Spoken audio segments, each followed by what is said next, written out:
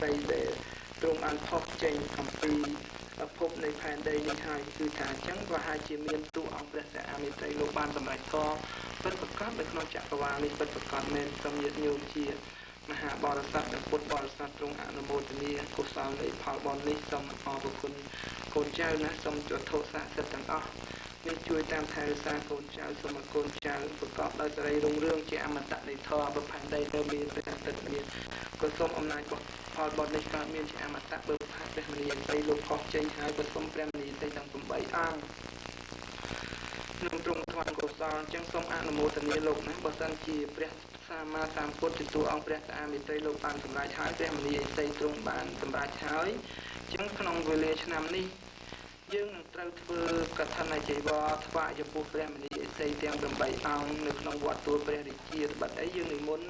ព្រះមនីឥសីអង្គនេះនឹងទៅគុំវត្តទួលព្រះរាជាកន្លែងព្រះសម្មាសម្ពុទ្ធតែទេវតាអបរមឲ្យនិមន្តយកទៅទុកប្រកាសទីនោះដើម្បីថានឹងមានព្រះមនីឥសីទាំង8អង្គនេះនឹងយើងទៅគង់យើងទៅគង់នៅវត្តទួលព្រះរាជាហើយពេលនោះទេវតាប្រអិនប្រមឲ្យគុំខ្ញុំកណ្ណាទូព្រះគុំខ្ញុំកណ្ណាដឹងថាកូនចៅណាយបាននឹងធ្វើបុណ្យកឋិនទានថ្វាយចំពោះព្រះមនីឥសីកូនចៅនោះនឹងបានសម្ដេចទៅធរនឹងបានទាន់នៅព្រះសម្មាសម្ពុទ្ធនឹងមានភោគសម្បត្តិយុហសម្បត្តិប្រកបដោយសេចក្តីសុខ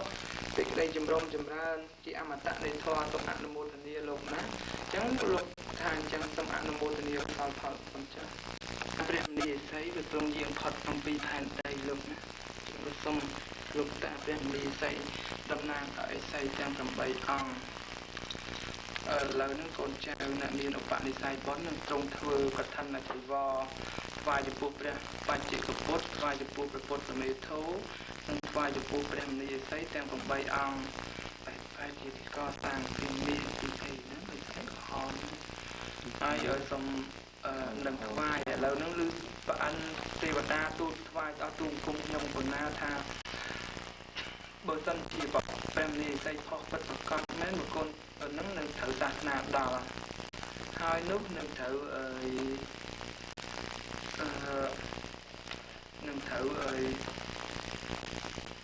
កូនចៅណាបានធ្វើកឋិនចីវរថ្វាយចំពោះព្រះមនីឥសីអ្នកទាំងនោះនឹងអាចឆ្លងផុតវាល3រំលង4អាចនឹងចាក់ផុតអំពីជំងឺដំកាត់នៅក្នុងសន្តានហើយប្រកបសួស្តីប្រិយមង្គលអាយុវែងឈ្នះអស់មានទៅជាអស់រោ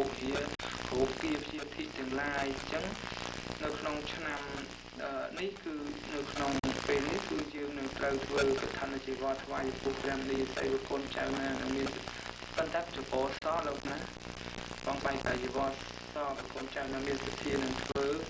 ក៏អនុមោទនាទៅឬអត់ក៏ឲ្យទៅមានក៏ធ្វើទៅលោកណាអញ្ចឹងហើយនេះលោកតាព្រះមនីឥសីជុករៀបចាស់មមតម៉ែលោកណាទៅកោងយកកោងម៉ែទៅ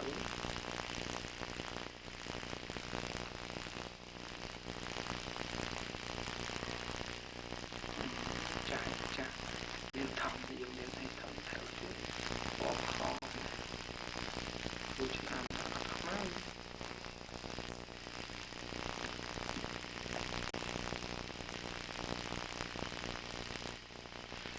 ចឹងលោកតាព្រះមនីឥសីហើយបើសិនជាព្រះពីអ្នកពេញបុណ្យពិតប្រាកដមែនក៏សូមឲ្យនគរខ្មែរនឹងប្រកបសេចក្តីសុខរុងរឿងឡើងវិញហើយសូមឲ្យការធ្វើកសាងក្នុងសំណាក់សាសនាព្រះសំណាក់ដំនិងក្នុងសំណាក់សាសនាព្រះស្អាតនៃនេះក៏សូមឲ្យរីកដុះ